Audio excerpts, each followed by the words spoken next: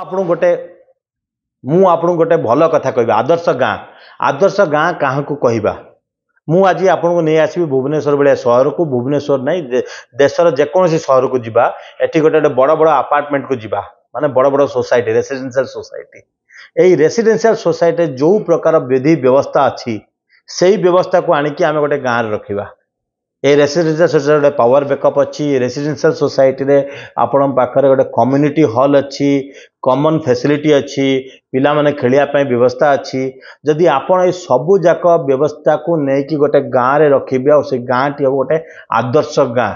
तो आदर्श आम जो स्मार्ट सिटी कथा कहूँ मु कहबी आज स्मार्ट विलेज कथा स्मार्ट विलेज बा आदर्श विलेज रो व्यवस्था कौन गोटे गाँव में प्रत्येक प्रकार व्यवस्था थी दरकार जो थे पिला